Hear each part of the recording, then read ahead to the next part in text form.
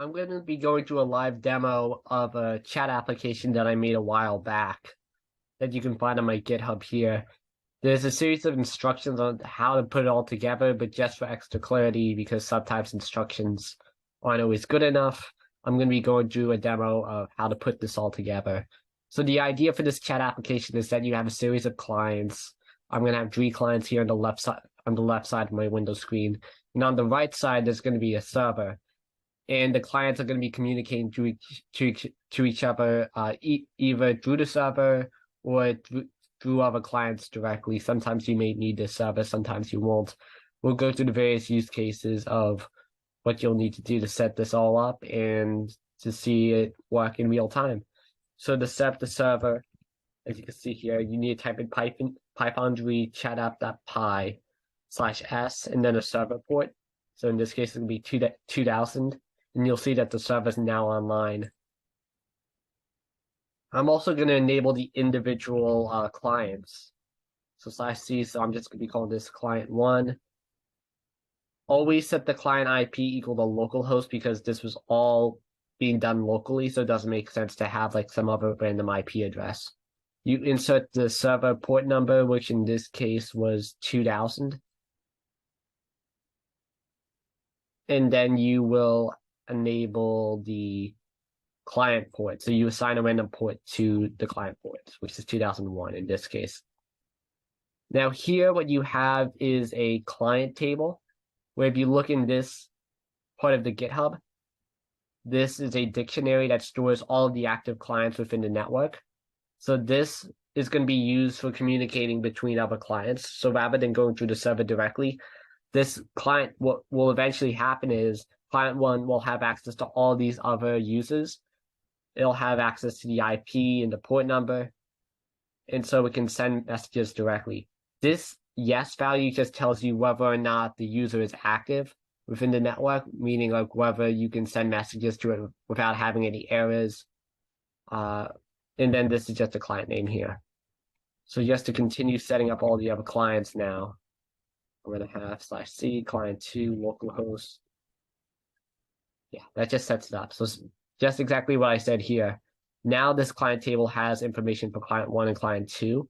So if I want to send information from 1 to 2, I can do so because of this information stored within the client table. And last but not least, I'm going to set up client 3. And just like that, all of the clients are now within the client table. And every time a new user is created, the server adds a message as well, saying it's going to send updated tables to the clients. Now, if you look in the documentation here, you'll see that as a client, you can be in one of 2 modes. You can be either in a group mode, and then you can also be in a non-group mode. So every time you create a client, you're going to be in non-group mode. And the 2 modes have their own commands. So if you're in group mode, you can't type in commands that are in not group mode, and vice versa. So first thing I'm going to show you is how to send messages to and from other users. So using this client table here, and I'm going to add some spaces just so it's a bit more readable what I'm typing. But if I want to send a message from client 3 to client 1, I can do so using this table. And then that way I won't need to contact the server directly. So using this documentation in the GitHub, I see all I do is I type in send client name. So in this case, client name is going to be client 1. And then I type in a message of any sort. And then client 1 is going to see that it says a message of any sort. Now, if I want to send a message to client 2, and I say, I don't know, testing, the message is going to be received by client 2. So it's a very simple process. Because of this client table, every user knows where to route information to. You can also remove users from the network using the dereg command. This dereg simply means deregister. So if I want to take client 2 out of the network, I can do so by typing in Dereg client 2, to which it says you're offline by, and then the server is going to know, and it's going to send updated tables to client 3 and client 1. Now you'll notice here, this now says no for client 2's entry within the table. This now says no. Like originally, if you look up here, it said yes. And the reason why it's no now is because we deregistered client 2. So it's basically saying don't send anything to client 2. But I can always re-enable client 2. And in that case, now if I look at the client table, the status says yes. So if I want to send a message from client 1 to client 2, so are you online? Client 2 is able to receive those messages. You can also see here that client 3 recognizes that client 2 is online as well. A really important feature of non-group mode is the ability to create other groups, because you can't enter group mode if you don't have a group. If you try to do that, it'll just give you a bunch of messages saying, hey, that's an invalid command, you can't do that. So if I want to create a group, I'll just add some extra spaces here, just again, so it's more readable. I'll just do create group, just like here in the GitHub. And then I'll just say group 1. Create group 2. So it's a very straightforward process. And then the server takes note of that and says, okay, well, the client 1 created groups 1, 2, and 3, respectively.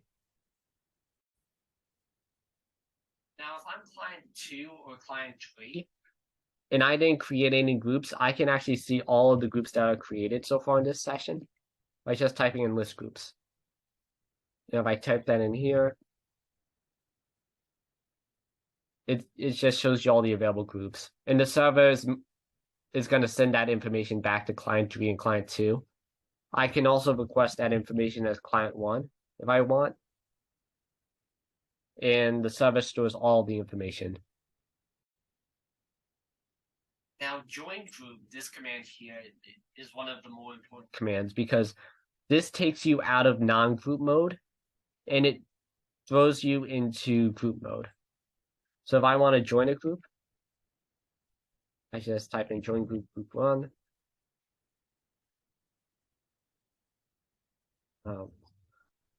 Just the first 2 users will go into group 1, and then this one will just go into group 2. Now, when I'm in group mode, notice how I have this group name attached to the input, whereas originally in non-group mode, I didn't have that. So now every time I type in a command, you see group 2, and here you see group 1. So now that I'm in group mode, all the commands in non-group mode won't work anymore. So if I try to type in join group, group 3, that's not going to work because this is only a non-group mode command. If you want to type in join group, you have to leave the group first and then type in join group. But we'll get to that a little bit later. Now in group mode, you can type in send group, and this will basically send a broadcast message out to all of the users within group 1. So I'll just type in testing, and then the server will receive that message, and then this should be broadcasted out to client 2. But client 3 shouldn't get it because, again, it's not in group 1. So if I try to do hello, the server will recognize that because there are no other users in group 2, no one's going to receive it.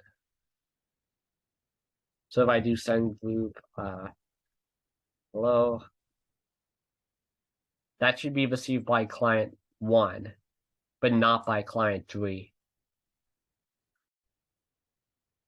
So if I want to deregister any users, I can still do that by typing in dereg client 2. And in this case, now it leaves the group chat, and now it's like it says you're offline, goodbye. And again, I can always re-register. And then the other clients will know, they'll recognize that. Because originally it said, okay, well, client 2 deregistered. You see here, it was deregistered. But now it's re-registered. And I can just join the group again.